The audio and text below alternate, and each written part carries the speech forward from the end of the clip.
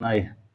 तो देखिए यहाँ पर ये वर्णन कर दिया कि जो चैतन्य है सबसे पहले अरे आत्मा का निर्गुण निराकार परमात्मा का अविद्या से युक्त अंतःकरण में पृथ्वी में पड़ता है। कैसे? अविद्या से युक्त जब अंतःकरण में पृथ्वी में पड़ता है तो जीव संज्ञा उसकी हो जाती है। जब वो परमात्मा निर्गुण निराकार परमात्मा का प्रतिबिंब जब माया में पड़ता है तो ईश्वर संज्ञा हो जाती है। अविद्या में पड़ता है तो जीव संज्ञा हो जाती है, माया में पड़ता है तो ईश्वर संज्ञा हो जाती है।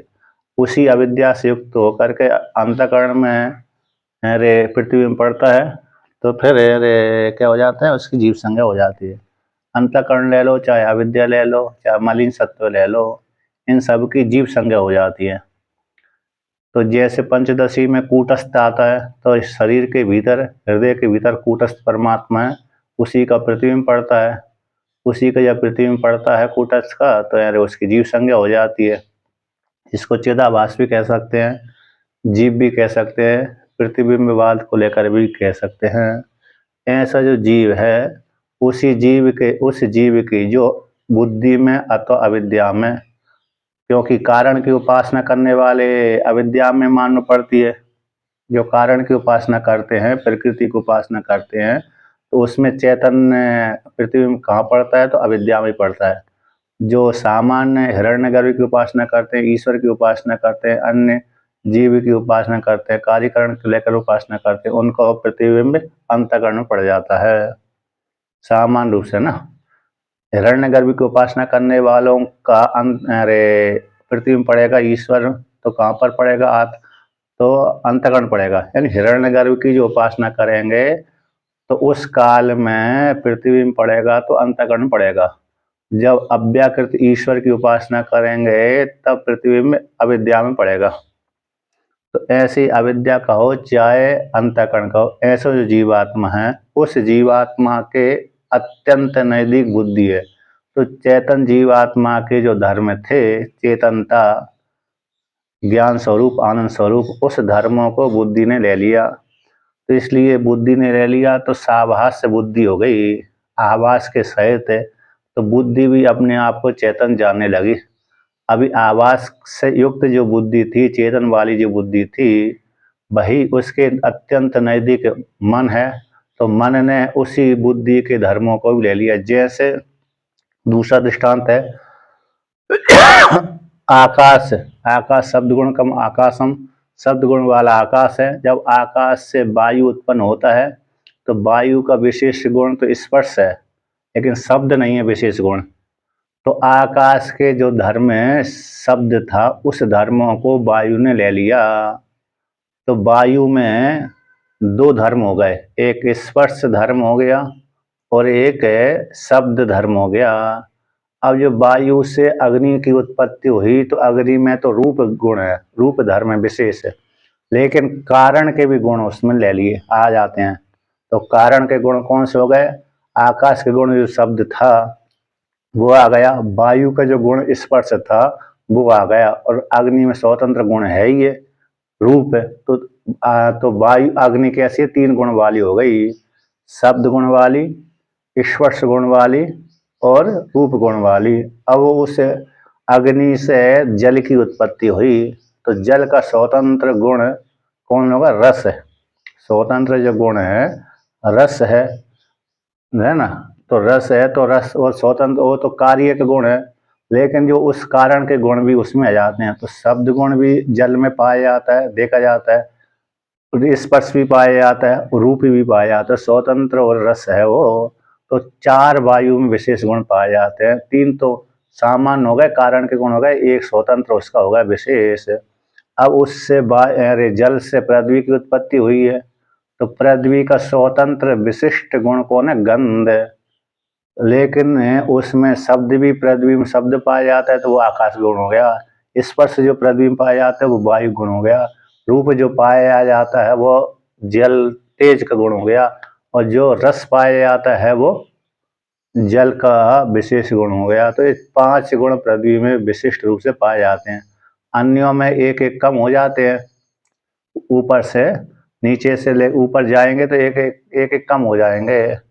तो इस प्रकार से हाँ, तो ऊपर तो ये विशिष्ट गुण हो जाते हैं। तो इसलिए यहाँ पर तो ये समझ एक क्या दृष्टांत हो गया, जैसे आकाश के गुण वायु में जाते हैं, वायु गुण तेज में जाते, तेज के गुण जल में जाते, जल के गुण पृथ्वी में जाते हैं। उसी प्रकार से चेतन जो धर्म थे, चेतन चेतन में कौन सा धर्म है? आत्मा में चेतनता धर्म है, ज्ञान स्वरूप धर्म है, और आनंद स्वरूप जो धर्म है, और अस्थि रूप जो धर्म है, अस्थि, ज्ञान और आनंद, ऐसी जो तीन धर्म है ना, तीन। तो वो धर्म बुद्धि ने ले लेता है, बुद्धि ले लेती है। तो बुद्धि अपने को ज्ञान स्वरूप मानती है, आनंद स्वरूप मानती है, चेतन स्वरूप मानती है। अब बुद्धि के अत्यंत नजदीक मन है, तो मन ने भी उन धर्मों को आरोप कर लिया, मन ने भी उन धर्मों को आरोप कर लिया। तो फिर इसलिए मन भी चेतन, अपने आप को चेतन मानता है, ज्ञान स्वरूप मानता है, आनंद स्वरूप मानता है। अब मन के अत्यंत नजदीक कौन है? इंद्रिय है। तो इंद्रियों ने भी मन के आवास के सहित और चेतनता को आवास के सहित मन के और बुद्धि के धर्मों को स्वीकार कर लिया।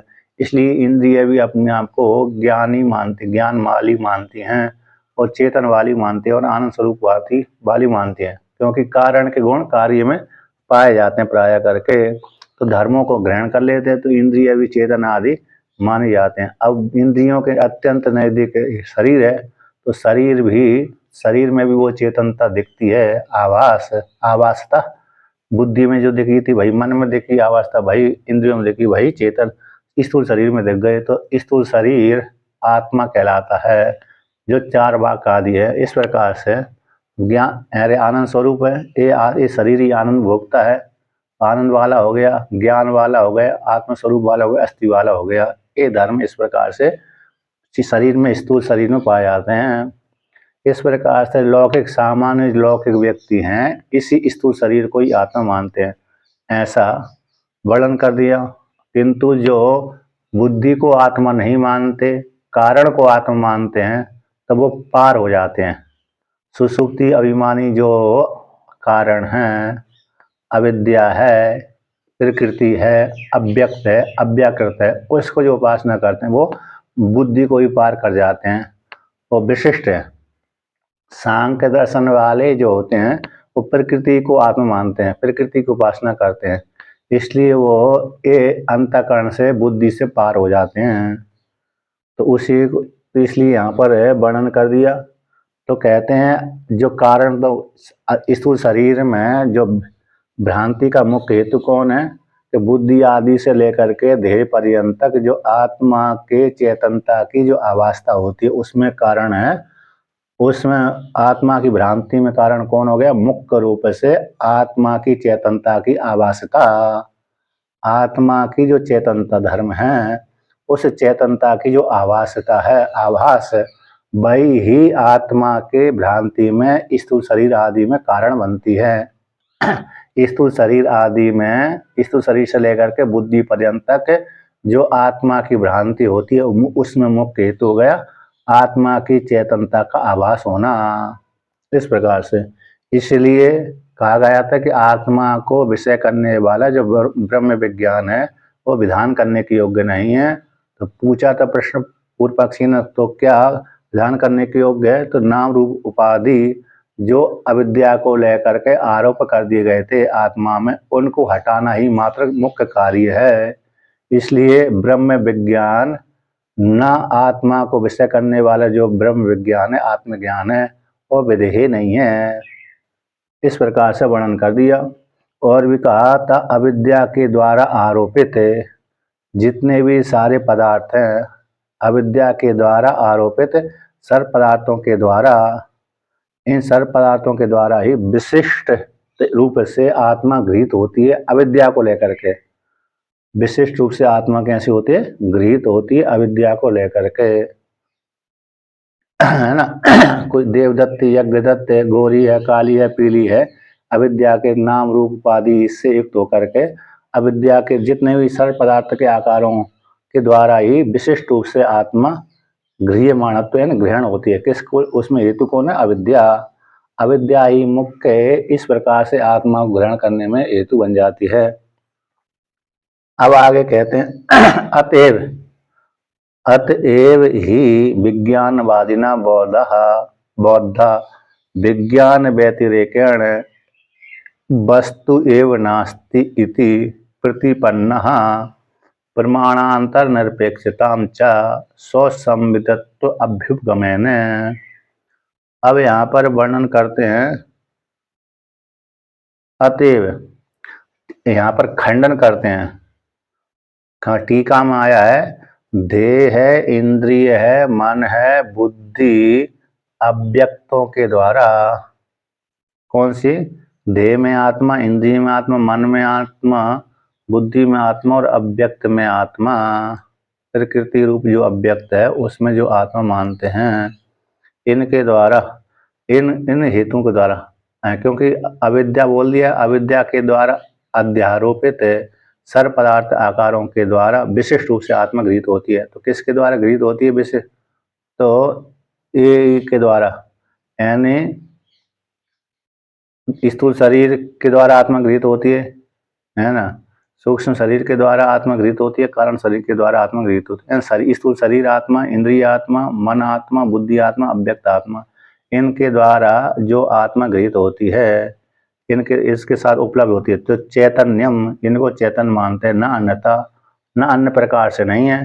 तेसा उनका जो उपलम्ब है, इनका जो उपलम्ब है, प्राप्ति है, वो जड़त्व होने से, एक ऐसे होते हैं जड़वाल होने से विज्ञानवादियों को भ्रांति का यहाँ पर प्रमाण करते हैं। प्रमाणिति विज्ञानवादी कहते हैं क्योंकि सुषुप्ति में तो जड़ देखा जाता है, सुषुप्ति अवस्था में तो कुछ ज्ञान होता नहीं है।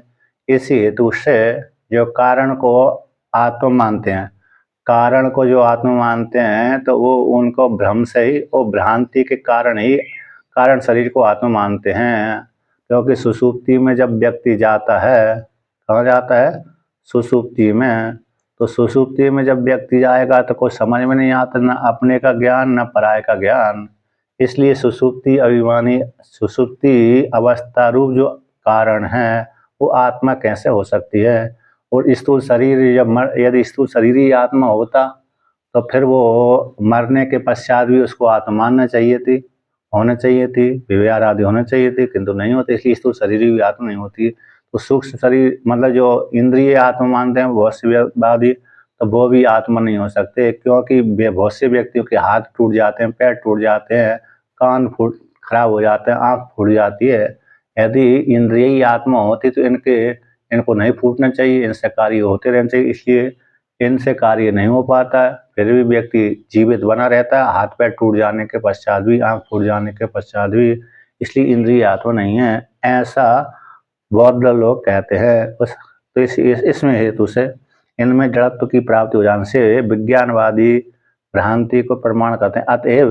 अतएव विज्ञानवादी जब बौद्ध हैं, विज्ञान से व्यतिरिक्त वस्तु ही नहीं है। उसमें हेतु कौन है? दृष्टांत कौन है? स्वप्न। विज्ञानवादी कहते हैं विज्ञान से व्यतिरिक्त वस्तु ही नहीं है, क्योंकि स्वप्न अवस्था में जब जीवात्मा जाता है, स्वप्न अवस्था में जब जीवात्मा जाएगा तो वहाँ पर ऐसे जैसे जागृत अवस्था में घटपट स्पष्ट रूप से वस्तु दिखती है, ऐसे स्वप्न अवस्था में दिखती तो है लेकिन होती नहीं है। स्वप्न अवस्था में जो घटपट आदि वस्तु दिख रही है, स्त्री पुरुष आदि का रूप दिख रहा है, वो दिखता तो है लेकिन होता नहीं है, वो वस्तु होती नहीं है। इसलिए विज्ञान ही, बुद्धि रूप जो विज्ञान है वह ही तद आकार में भाषित होती है, तद आकार में भाषित होती है, वही भ्रम को लेकर के जागृत अवस्था में दिख जाती है। ऐसे स्वप्न अवस्था में जितने भी पद पदार्थ दिखते हैं वो विज्ञान से व्यतिरिक्त नहीं होते, है ना। उसी प्रकार से जागृत अवस्था में भी जो घटपट आदि पदार्थ दिख रहे हैं वो भी विज्ञान से व्यतिरिक्त नहीं है, भिन्न नहीं है। इस प्रकार से विज्ञानवादी कहते हैं कि विज्ञान से व्यतिरिक्त वस्तु ही नहीं है, ये नास्ति वस्तु एव प्रतिपन्ना, ऐसा वो जानते हैं। कहते हैं प्रमाणांतर की अपेक्षा नहीं रखते, उपनिषद जो प्रमाण है उसकी अपेक्षा रखते ही नहीं है, जागृत वस्तु को स्वीकार नहीं करते विज्ञानवादी। जैसे बौद्धों में जो 4 मत है, सौत्रांतिक, वैभाषिक, माध्यमिक, योगाचार्य। सौत्रांतिक, वैभाषिक, ये दोनों और योगाचार्य यानी विज्ञानवादी, ये 3 एक ही कोटि के आते हैं। इनमें से एक सौत्रांतिक अथवा वैभाषिक, तो एक कैसा मानते हैं, 2 एक कोटि के आते हैं। सौत्रांतिक वैभाषिक एक कोटि में जाते हैं। विज्ञानवादी जो जिसको योगाचारी कहते हैं वो एक कोटि में जाते हैं, और माध्यमिक जो शून्यवादी वो एक कोटि में जाते हैं। तो 4 कोटि हो गए, 3 कोटि अथवा 4 कोटि। तो यहाँ पर विज्ञानवादी तो विज्ञान से व्यतिरिक्त मानता ही नहीं है कोई वस्तु, लेकिन जो जो अन्य जो वादी है, शून्यवादी शून्य को ही मानता है। लेकिन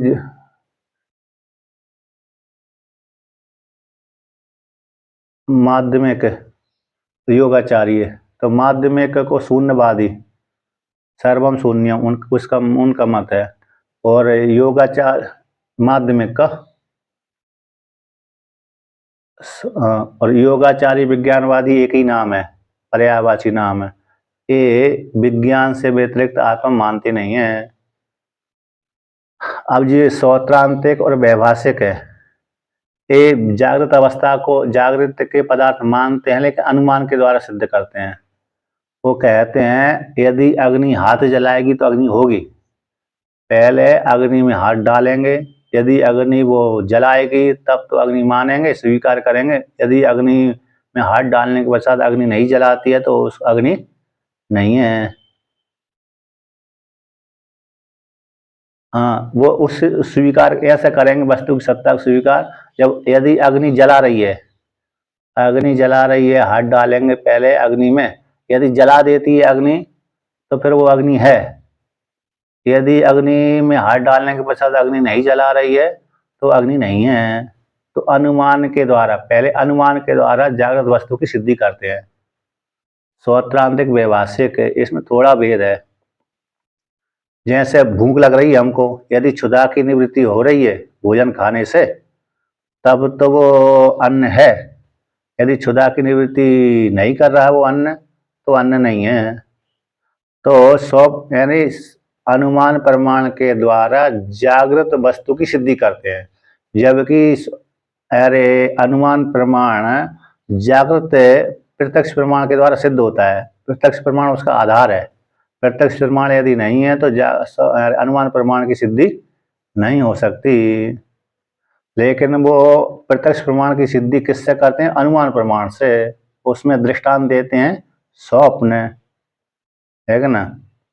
तो स्वप्न दृष्टांत है, क्योंकि स्वप्न में विज्ञान से व्यतिरिक्त वस्तु दिखती नहीं है, दिखती तो है लेकिन होती नहीं है। विज्ञान से व्यतिरिक्त वस्तु स्वप्न अवस्था में दिखती तो है लेकिन होती नहीं है। वही इस प्रकार से विज्ञानवादी, जिसको योगाचार्य कहते हैं, कि विज्ञान से व्यतिरिक्त वस्तु है ही नहीं है, लेकिन उसी को थोड़ा मत कभी कभी ऐसे एक 4 भाई है, उनमें से एक भाई को, हर एक 4 भाइयों के अलग अलग थोड़े मत हो जाते हैं, थोड़े थोड़े भेद है कि नहीं। एक की बात एक स्वीकार नहीं करता, थोड़ी थोड़ी कुछ स्वीकार करता है, कुछ नहीं मानता, आदि मान लेता आदि नहीं मानता। उसी प्रकार से इन तीनों को एक कोटि में डाल देते हैं, विज्ञानवादी, माध्यमिक योगाचार्य को, सौत्रांतिक को। लेकिन इसमें सौत्रांतिक जो योग माध्यमिक है, व्यवहासिक है, इनको एक कोटि में डाल दिया, सौत्रांतिक व्यवहासिक को, और विज्ञानवादी को थोड़ा ऊपर उठा दिया, श्रेष्ठ है। इसलिए यहाँ पर विशेष रूप से विज्ञानवादी का खंडन है, सौत्रांतिक व्यवहासिक को ज़्यादा खंडन नहीं है। तो विज्ञानवादी कहते हैं विज्ञान से व्यतिरिक्त वस्तु है नहीं है। जैसे दृष्टांत यहाँ पर स्वप्न लिख लेना, तो स्वप्न से जिस स्वप्न अवस्था में दिखती हुई भी वस्तु होती नहीं है, उसी प्रकार से अब कहते हैं ये विज्ञानवादी हैं, विज्ञान से वस्तु है ही नहीं है, इस प्रकार से वो वस्तु को जानते हैं। और प्रमाणांतर की अपेक्षा रखना चाहिए। श्रुति प्रमाण कहते हैं प्रमाणांतर की अपेक्षा रखते ही नहीं है, प्रमाणांतर निरपेक्षता। मतलब कुछ मानते नहीं है, तो इसलिए यहाँ पर वो तो वर्णन कर रहे हैं, यही कहते हैं कि प्रमाणांतर की पूर्व पक्षी कहता है कि भाई प्रमाण को तो बताओ, हम तो प्रमाणवादी है ना, नैयायिक आदि पूछते हैं। नैयायिक कहते हैं हम तो भाई प्रमाण के द्वारा ही वस्तु की सिद्धि करते हैं, नहीं प्रतिज्ञा मात्रेण वस्तु सिद्धि अपितु लक्षण प्रमाणाभ्याम वस्तु सिद्धि। लक्षण है, प्रतिज्ञा मात्र से वस्तु की सिद्धि नहीं होती, किंतु किस प्रकार से वस्तु की सिद्धि होती है, लक्षण और प्रमाण के द्वारा वस्तु की सिद्धि होती है। नहीं प्रतिज्ञा मात्रेण वस्तु सिद्धिर अपितु लक्षण प्रमाणाभ्याम वस्तु सिद्धि भवति। इसलिए हम तो प्रमाणवादी हैं, तो वो कहते हैं कि ये प्रमाणांतर निरपेक्षता, प्रमाणांतर की अपेक्षा नहीं रखते, और कहते हैं स्वसंवेदित्व अभ्युगम, स्वसंवेद्य, जैसे स्वप्न में देखी गई जो बुद्धि है वो स्वसंवेद होती है, स्वयं के द्वारा स्वयं जानता है व्यक्ति। इस प्रकार से विज्ञान, जो विज्ञान अपने आप के द्वारा अपने आप को जानता है, मैं हूँ, जो हम अपने आप को चेतन जानते हैं, किसी दूसरे विज्ञान के द्वारा थोड़ी जानते हैं। मैं स्त्री हूँ, मैं पुरुष हूँ, किसी दूसरे से पूछने की जरूरत नहीं पड़ती हमको। स्वसंवेद है कि नहीं हम? जिस स्थूल शरीर में व्यक्ति रह रहा है, उस स्थूल शरीर वाला वह स्त्री अथवा पुरुष है, ये किसी दूसरे से पूछने को नहीं जाता कि मैं स्त्री हूँ अथवा नहीं हूँ, मैं पुरुष हूँ अथवा नहीं हूँ, किंतु कैसे स्वयं ही जानता है अपने आप के द्वारा, अपने आप ही स्वसंवेद है। उसी प्रकार से विज्ञानवादी भी कहते हैं स्वसंवेद है, मैं हूँ, अर्थात ये संपूर्ण जगत विज्ञानमय है, इस प्रकार से कहते हैं। तो स्वसंवेदत्व को स्वीकार करते हैं। अब आगे कहते हैं, आगे वर्णन करते हैं, तो ज्ञान का भी गे होने से, ज्ञान से अपनी ज्ञेयत्वात् ज्ञात्री वस्तु अंतरम स्वीकार कर लेना चाहिए। टीका में यहाँ पर वर्णन किया था, देखो टीका में दिया है, अतएव के आगे टीका है कि सर्वम ज्ञेयम, जितने भी ज्ञेय वस्तु है, सर्वम वस्तु ज्ञेयम, ज्ञान व्याप्तम एवं ज्ञायते, ज्ञान के द्वारा व्याप्त होकर के जानी जाती है। इस हेतु से ज्ञान से अतिरिक्त नास्ति वस्तु, ज्ञान से अतिरिक्त वस्तु होती ही नहीं है। सम्मतम स्वप्न दृष्टम वस्तु, अरे सम्मतम यानी उभयवादी सम्मतम, तो इस स्वप्न दृष्ट वस्तु ज्ञान अतिरिक्तम नास्ति एव ते भ्रामयन्ति इत्यर्थ। ये विज्ञानवादी का मत है, विज्ञानवादी का मत सिद्ध किया है उन्होंने यहाँ पर। सर्वम ज्ञेयम, जितनी भी ज्ञेय वस्तु है, ज्ञान व्याप्तम एवं ज्ञायते, ज्ञान के द्वारा व्याप्त होकर के जानी जाती है। हमारे सामने जितनी भी वस्तु रखी है, यदि हमको ज्ञान नहीं है तो हम उसको नहीं कह सकते हैं कि अरे ये वस्तु घट है, ये पट है। जब हमको ज्ञान होगा तभी वही वस्तु जानी जाएगी, इसको घट कहेंगे, इसको पट कहेंगे। तो इसलिए यहाँ पर कहते हैं, तो क्या कह दिया, जितनी भी ज्ञेय वस्तु है ज्ञान के द्वारा व्याप्त होती होकर के ही जानी जाती, इसी हेतु से ज्ञान से व्यतिरिक्त वस्तु ही नहीं है। तो स्पष्ट है, उभयवादी सम्मत, सम्मतम का अर्थ हो गए उभयवादी सम्मतम, है ना, उभयवादी सम्मतम। तो इसलिए तो ज्ञान से अतिरिक्त इस स्वप्न दृष्टम, स्वप्न में देखी गई वस्तु, दृष्टांत दे दिया, स्वप्न दृष्टम वस्तु ज्ञान अतिरिक्तम नास्ति, ज्ञान से अतिरिक्त है ही नहीं। इस प्रकार से ते वे सिद्धांति कहते हैं भ्रामयंती, वे भ्रमित हो जाते हैं। अब आगे वर्णन करते हैं उसी को, कहते हैं ज्ञान का भी तो ज्ञान का भी ज्ञेय होने से ज्ञात्री वस्तु अंतरम स्वीकार कर लेना चाहिए। ज्ञाता के द्वारा ज्ञान, ज्ञाता के द्वारा ज्ञान किया जाता है। ज्ञाता अलग हो गया, ज्ञेय वस्तु अलग हो गई, और ज्ञान जो ज्ञेय वस्तु है जानने योग्य वो वस्तु अलग हो गई। ज्ञान के द्वारा ज्ञेय वस्तु जानी जाती है, लेकिन जानने वाला ज्ञाता तो भिन्न ही है।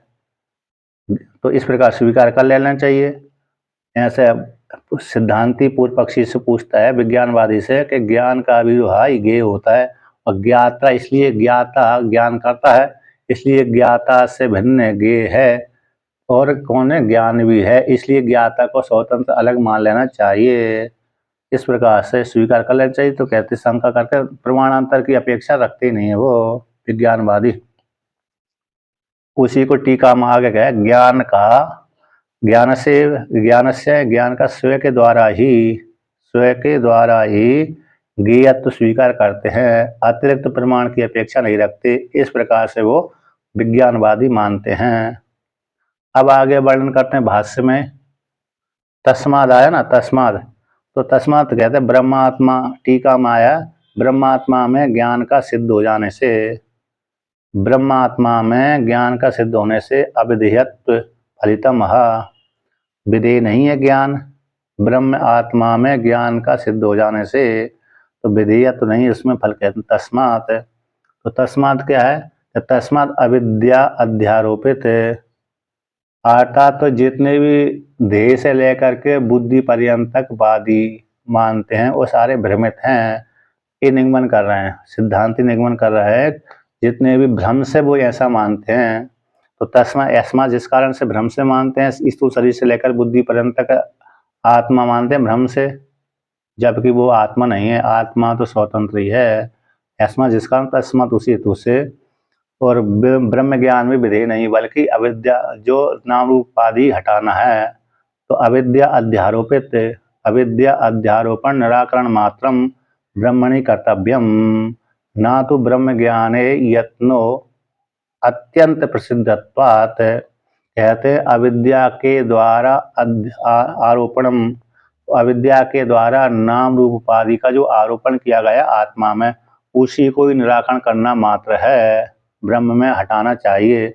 ब्रह्म में अविद्या के द्वारा जो आरोपण किया गया उसी आरोपण को, आरोपण यानी आरोप लगाया गया है, झूठा कलंक, जैसे भगवान श्री कृष्ण के ऊपर सैमंतक मणि का झूठा आरोप लगाया था, झूठा आरोप लगाया था, है ना।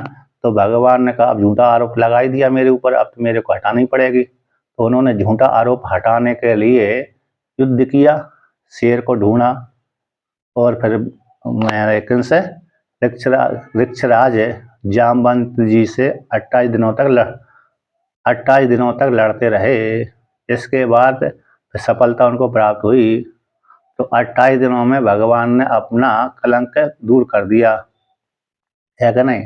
यदि नहीं करते तो आजीवन पर्यंत तक उनके कलंक लगा ही रहता है।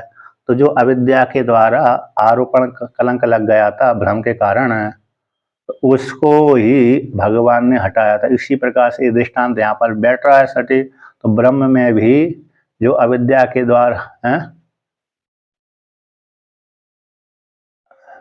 चतुर्थी भाद्र मास के चतुर्थी का शुक्ल पक्ष का चंद्रमा है, हाँ शुक्ल पक्ष का चंद्रमा ही है ना। शुक्ल पक्ष का जो चंद्रमा देखेगा तो कलंक लगेगा, यानी साल भर के बीच, साल भर में कभी भी लग जाए, ऐसा नहीं कि हाल साल ही लग जाए, साल भर के बीच में, क्योंकि अगले साल पर दूसरा नंबर आ जाएगा ना फिर, इसीलिए साल भर के बीच शुक्ल पक्ष की चंद्रमा। तो उस यदि कोई ने भ्रम, यदि कोई ने शुक्ल पक्ष का चंद्रमा यदि देख भी लिया तो वो सैमंतक कथा को श्रवण कर लेना चाहिए। सैमंतक जो कथा है उसको श्रवण करने से फिर दोष निवृत्त हो जाता है, फिर आरोप नहीं लगते।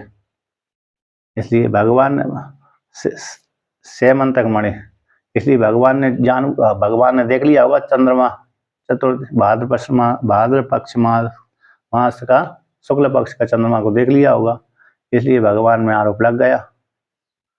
सामान्य आरोप लग जाते स्त्री पुरुषों में, झूठा लोग लगा देते हैं, उसके दोष बन जाता है। तो इसलिए तो जैसे भगवान ने आरोप को हटाया मात्र था, अविद्या के द्वारा आरोप लगाया तो हटा दिया, उसी प्रकार से ब्रह्म में भी नाम रूप जो उपाधि लग गई है अविद्या के कारण, वो ही हटाना चाहिए, हटाने के योग्य है। ब्रह्म में कर्तव्य का अर्थ निराकरण मात्र करना चाहिए। अतः नाम रूप उपाधि को हटा, नाम रूप उपाधि जो अविद्या के द्वारा आरोप हो गई उससे को मात्र हटाना चाहिए, ना तो ब्रह्म ज्ञान में यत्न करने की आवश्यकता नहीं है, क्योंकि आत्मा तो अत्यंत प्रसिद्धि है। आत्मा तो अत्यंत प्रसिद्ध होने से आत्मा असंग कूटस्थ है, ये प्रसिद्ध ही है। पूर्व पक्षी ने पहले प्रश्न किया था भाई कि आत्मा तो निराकार वाली है और ज्ञान भी निराकार वाला है, ऐसा, तो इसलिए निराकार होने से ज्ञान का संबंध आत्मा के साथ कैसे होगा, ऐसा पूर्व। तो इसलिए कहा कि नहीं ऐसी बात नहीं, आत्मा बड़ी प्रसिद्ध ही है। तो प्रसिद्ध हो जाने से उसमें जो भ्रम से आरोप हो गया उसको आरोप को हटाना मात्र है, ना कि ब्रह्म ज्ञान करने की आवश्यकता। ब्रह्म ज्ञान करने के लिए प्रयत्न करने की आवश्यकता नहीं है, बल्कि जो भ्रम से आरोप हो गए उनको हटाना मात्र है। तो सामान्य परंपरा प्रक्रिया यही है कि उपनिषदों को पढ़ने से ब्रह्म ज्ञान हो ही जाता है कि नहीं। उपनिषदों को सामान्य रूप से भी अध्ययन करेगा व्यक्ति तो परोक्ष ज्ञान तो हो ही गया। अब वही परोक्ष ज्ञान अपरोक्ष ज्ञान में परिवर्तन हो जाता है। तो अपरोक्ष ज्ञान में परिवर्तन होगा, वही अविद्या को हटाना मात्र हो गया।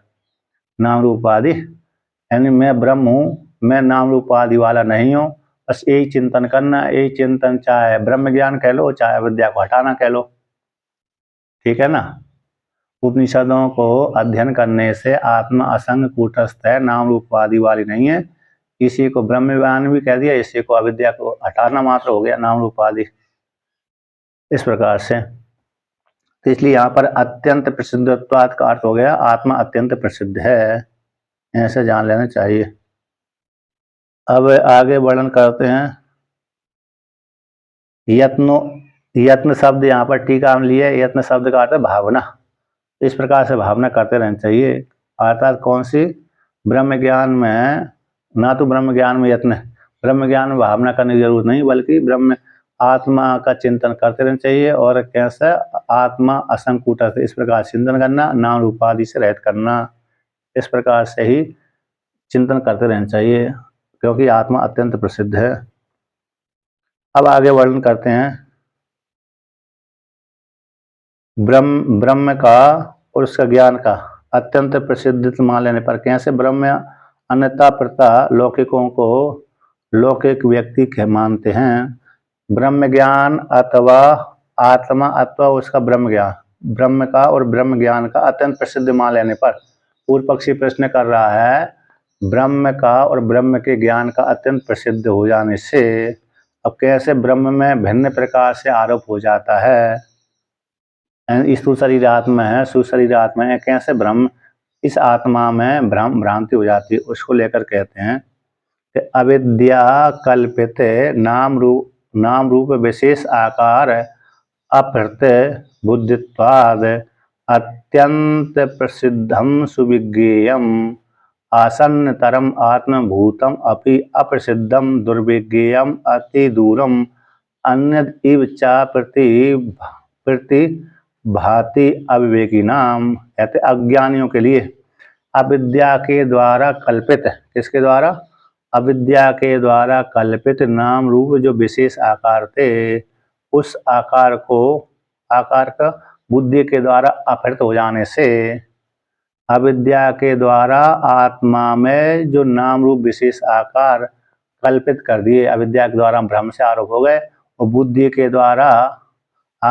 के द्वारा वो नाम रूप उपाधि है ना, बुद्धि के द्वारा कहते हैं अपहृत बुद्धित्वात्, अतः अविद्या के द्वारा जो निर्मल बुद्धि थी वो अपहृत हो गई, मलिन बुद्धि उसमें आ गई। तो अविद्या के द्वारा नाम रूप विशेष आकार का अपहृत हो जाने से, अपहृत बुद्धि वाला हो जाने से कहते अत्यंत प्रसिद्ध, अत्यंत जो प्रसिद्ध आत्मा है, सुविज्ञ आसन्नतरम आत्मभूतम, अत्यंत प्रसिद्ध आत्मा है, मैं हूँ, इस प्रकार प्रसिद्ध है। सुविज्ञ जानने योग्य, आसन्नतर अत्यंत नजदीक बुद्धि के भी, आत्मा सत्य जो कर्ता जो जीवात्मा उसके अत्यंत नजदीक है, प्रतिबिंब के अत्यंत नजदीक बिंब है। इस प्रकार आसन्तर आत्मभूतम, ऐसी आत्मा, उस आत्मा में अविद्या के द्वारा नाम रूप उपाधि का आरोपण हो जाने से, है ना, नाम रूप विशेष के आकार के द्वारा बुद्धि इस प्रकार की बन जाने से, जो आत्मा में जो सुविज्ञत्व आसन्नतर आत्मभूतत्व था, जो धर्म ज्ञान था, वो ज्ञान का अपहरण हो गया। इसलिए अप्रसिद्धम आत्मा कैसे हो जाए? अप्रसिद्ध सी लगती है, दुर्विज्ञत्व लगती है, अति दूर लगती है, अन्य के समान भाषित होती है आत्मा। अविद्या के द्वारा नाम रूप उपाधि का विशेष के आकार के द्वारा ही बुद्धि का अपहरण हो जाने से, बुद्धि मतलब दूसरी प्रकार की हो गई। जैसे पागल वाला व्यक्ति होता है, भ्रम हो जाता है, जो कभी चोट के कारण पागल हो जाता है, तो उसकी बुद्धि दूसरी प्रकार की हो जाती है, होती है नहीं? पहले सामान्य बुद्धि थी, फिर वही बुद्धि किसी रोग विशेष कारण अथवा भ्रम के कारण तो दूसरी प्रकार की हो जाती है। जैसे कहाँ पर 70-80 वर्ष का जो वृद्ध हो जाता है, वृद्ध हो जाता है, उसकी बुद्धि कैसी हो जाती है, सटिया जाती है। जब सटियाना बोलते हैं, है ना, 60 वर्ष के बाद फिर,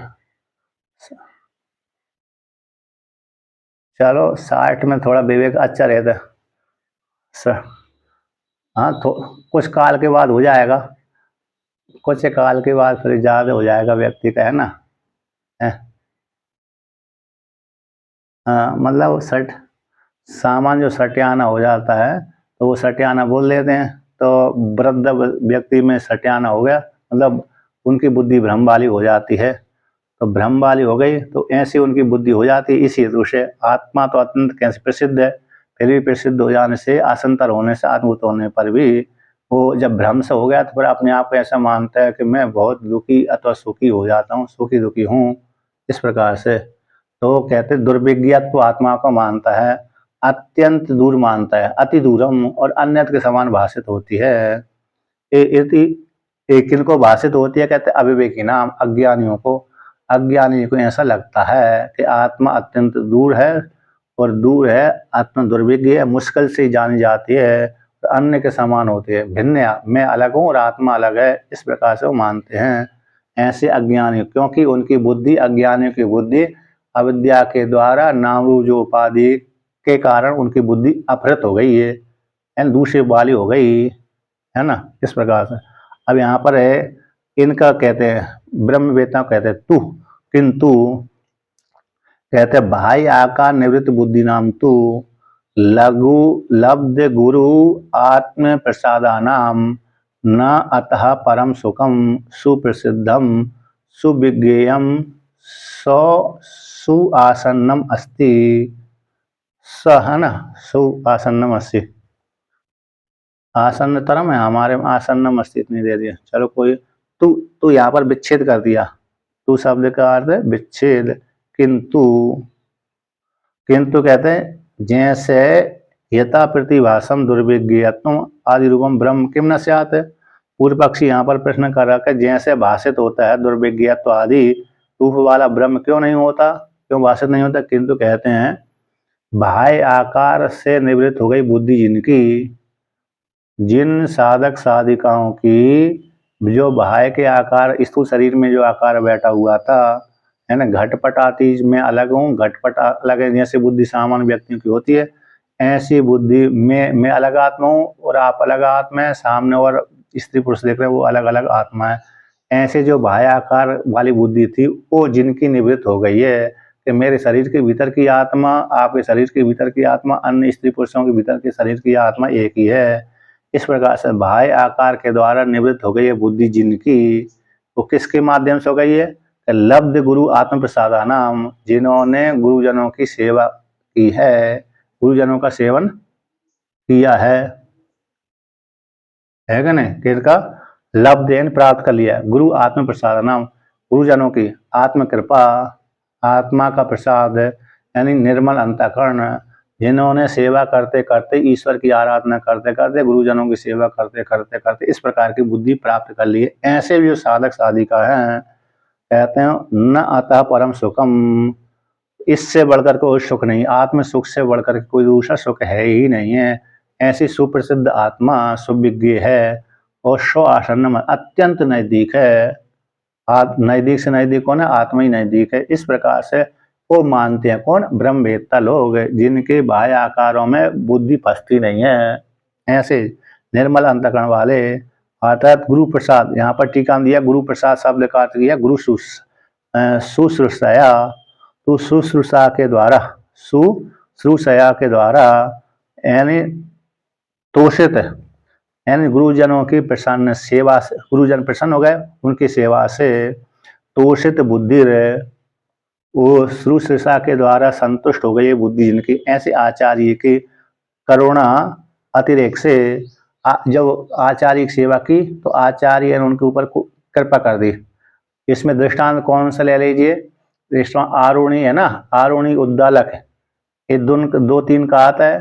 तो जैसे आरुणी से, आरुणी है अथवा उद्दालक है, तो आचार्य ने बोल दिया वर्षा के काल में, हे आरुणी अथवा उद्दालक तुम जाओ और वर्षा हो रही है, सायंकाल के समय था, तो दोपहर अथवा सायंकाल का, जाओ पानी बहुत जल वर्षा बहुत जोर से बरस रही है, कहीं अरे खेत का जो मेड़ है टूट ना जाए, इससे यदि टूट जाएगा तो सारा पानी बह जाएगा तो धान उगेगी नहीं, तो इसलिए तुम ठीक करके आओ। जब वो आरुणि अथवा उद्दालक गया तो वर्षा बहुत हो रही थी और एक जगह से पानी बह रहा था, तो वो रोक ही नहीं पाए, इधर से टोड़ा तो आगे से निकल जाए, उधर से टोड़ा तो आगे फूट जाए। तो उसने क्या किया, बहुत जगह तोड़ ताड़ करके फिर बाद में स्वयं ही, जब नहीं रुक पाया स्वयं पानी मेड़ का, तो स्वयं ही लेट गया। क्या किया, स्वयं ही लेट गया तो पानी रुक गया। अब यहाँ पर सूर्य अस्ताचल को चला गया, आया नहीं, शाम हो गई बहुत देर तक, तो हो सकता सारी रात हो गई है, तो शाम हो गई बहुत जोर, आधी रात हो गई। तो जब गुरु ने पूछा कि जो इसको भेजा था वो कहाँ गया, आया है कि नहीं आया, मेरे पास प्रणाम करने नहीं आया था। अन्य शिष्यों से पूछा तो कहाँ गया आरुण्य अथवा उद्दालक, तो उन्होंने कहा यहाँ आया नहीं है, आपने वहाँ पर भेजा था, वहाँ पर अरे खेत में, तो सुबह पर आया करके सुबह का वर्णन आता है। तो जब सुबह जाकर देखा, उन्होंने पुकारा, हे आरुणि अथवा उद्दालक, तुम कहाँ हो, तो उन्होंने कहा गुरुजी मैं यहाँ पर हूँ। तो जैसे ही उन्होंने देखा कि ये तो लेटा हुआ है, तो उन्होंने कहा उठ खड़े हो जाओ। तो खड़े हो गए, तो प्रणाम आदि किया, तो वहीं पर ही आचार्य ने उसको आशीर्वाद दे दिया। आशीर्वाद, हृदय से आशीर्वाद निकल गया। उसी काल में जो बिना पढ़े ही चारों वेद उसके हृदय में प्रवेश कर गए, है ना, बिना पढ़े ही, जितना पढ़ा था वो तो हो ही गया, लेकिन बिना पढ़ा अन्य भी ग्रंथ अपने आप ही हृदय में प्रवेश कर गए, तो हो गया गुरु कृपा। तो यहीं पर वो वर्णन किया है।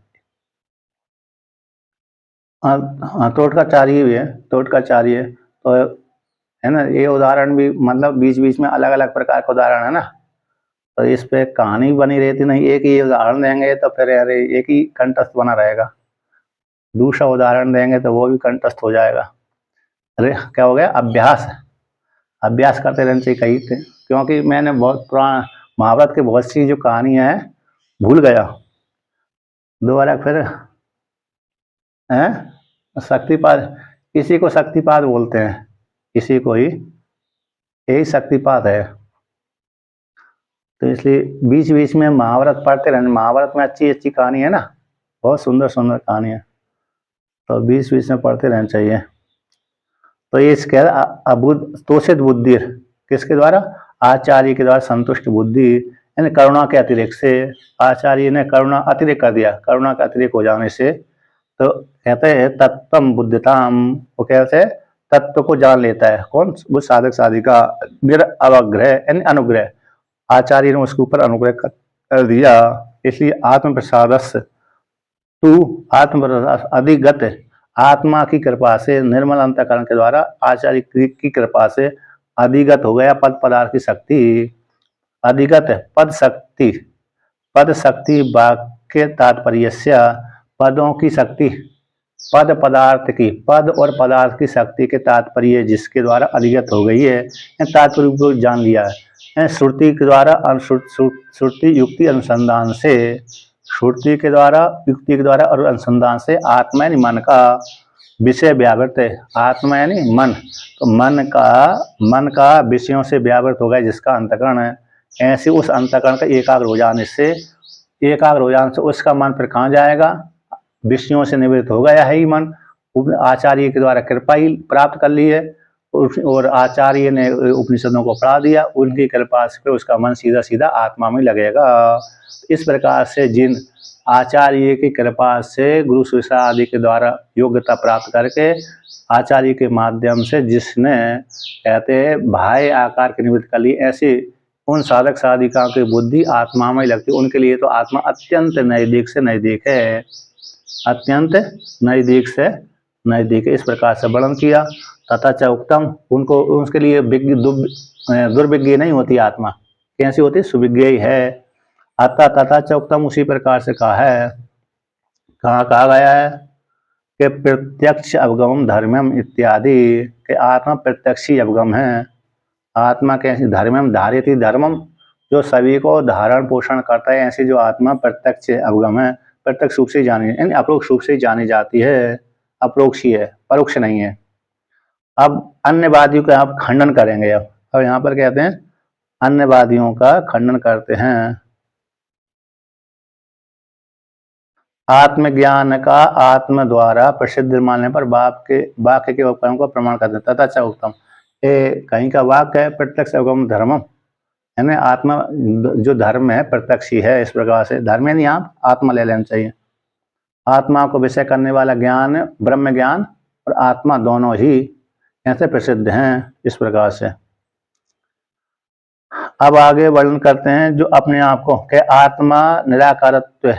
आत्मा का निराकार हो जाने से उसमें बुद्धि की प्रवृत्ति नहीं होती, नहीं हो सकती। ऐसे सम्यक ज्ञान निष्ठा वहाँ पर संपाद्य नहीं होगी।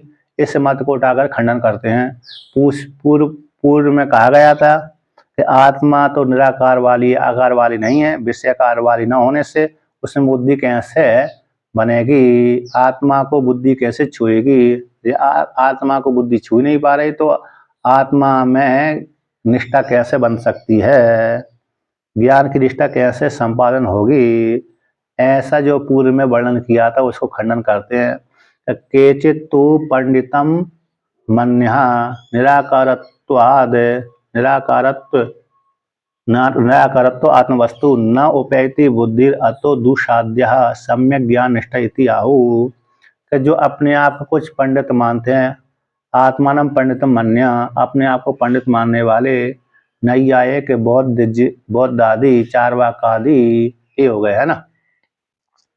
तो कहते पंडितम मन्य, ऐसे पंडित मानने वाले जो हैं निराकारत्व आत्मवस्तु, आत्मा तो निराकार है, तो निराकार होने से तो न उपैति बुद्धि, तो आत्मा को स्पर्श नहीं कर सकती बुद्धि। उपैति यानी प्राप्त, पास में जाना, तो बुद्धि आत्मा को छू नहीं सकती क्योंकि आत्मा निराकार है। अतः इसी दूसरे आत्मा दुसाध्य है, मुश्किल से जानी जाती है, मुश्किल से जाने, इसी सम्यक ज्ञान की निष्ठा मुश्किल से बन सकती है, मुश्किल से बनेगी, दुसाध्य, क्योंकि आत्मा निराकार है।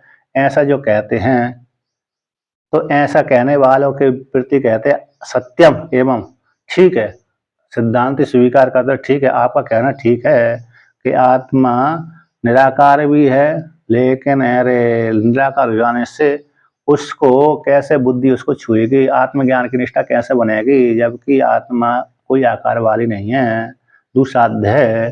सम्यक ज्ञान दुसाध्य होने से सम्यक ज्ञान की निष्ठा कैसे बन सकती है। तो ऐसा जो कहना आपका ठीक है, फिर भी तथापि फिर भी सत्यम एवं, स्वीकार करते सिद्धांत सत्यम, किंतु गुरु संप्रदाय रहितानाम अश्रुत वेदांतानाम अत्यंत बहिर्विषयासक्त बुद्धीनाम सम्यक प्रमाणेषु अकृत श्रमणाम तद विपरीतानाम तु लौकिक ग्राह्य ग्राहक द्वैत वस्तुनि सद बुद्धि नित्राम दुहु संपाद्य आत्म चैतन्य व्यतिरेकेण वस्तु अंतरस्य अनुपलब्धे। तो यहाँ पर अज्ञानी ज्ञानी का भेद कर कहते हैं जिन अज्ञानियों की गुरु संप्रदाय से रहते बुद्धि है, जिनकी गुरु की शरण में नहीं गए, परंपरा से जिन्होंने अध्ययन नहीं किया, संप्रदाय यानी परंपरा है ना, जैसे सामान्य स्त्री पुरुष परंपरा से इस वर्ण पैदा हो रहा है, ये ब्राह्मण क्षत्रिय वैश्य शूद्र परंपरा से आ रहे हैं, वर्ण आ जाते हैं, उसी प्रकार से संप्रदाय यानी जो वेदांत की परंपरा है, कर्मकांड की परंपरा है, ज्ञान कांड, उपासना कांड, एक आचार्य ने पढ़ लिया, उसी आचार्य ने पर अपने शिष्यों को पढ़ा दिया, उन शिष्यों ने भी अपने शिष्यों को पढ़ा दिया, तो परंपरा हो गई। तो गुरु संप्रदाय से रहते, गुरु की सेवा जिन्होंने नहीं की, संप्रदाय के द्वारा अध्ययन नहीं किया, यानी उपनिषदों का अध्ययन नहीं किया परंपरा से, ऐसे उनको अश्रुत वेदांत, जिन्होंने वेदांत का श्रवण किया ही नहीं है और जिनकी बुद्धि अत्यंत बाहर विषयों में आसक्त है, जैसे सामान्य स्त्री पुरुषों की बुद्धि बाहर विषयों में आसक्त होती है ना, उपनिषदों को जिन्होंने अध्ययन नहीं किया, ऐसे उन लोगों की सम्यक प्रमाणों में, जो उपनिषद रूपी प्रमाण है उनमें, जिन्होंने अकृत श्रमणाम, जिन्होंने परिश्रम किया ही नहीं है, यानी उपनिषद आदि जो प्रमाण है, उपनिषदों में प्रत्यक्ष प्रमाण, अनुमान प्रमाण, उपमान और आप्त प्रमाण इत्यादि जो प्रमाण है, विशेष रूप से उपनिषद, स्मृति और श्रुति में जिन्होंने परिश्रम नहीं किया, ऐसे उन प्रमाणों से रहित वाले व्यक्तियों के लिए तो आत्मा दुसाध्य है, उनके लिए सम्यक ज्ञान की निष्ठा नहीं बन सकती। उनके लिए आत्मा दूर से भी दूर है। कैसी है? दूर से भी दूर है। ये अज्ञानियों को वर्णन कर दिया। किंतु कहते हैं इन तद विपरीता नाम, तो किंतु इससे विपरीत है। किनसे विपरीत? लौकिक जो बाह्य आकार में आसक्त बुद्धि वालों से विपरीत। हाँ, तद दूरे तद अंत के, तद दूरे तद तद उ अंत के, है ना। तद दूरे तद अत्यंत दूर से भी दूर है और नजदीक से भी नजदीक है। ईसावास उपनिषद में है ना, तद दूरे तद अंत के, 2-3 जगह आता है। तद आता अच्छा अच्छा।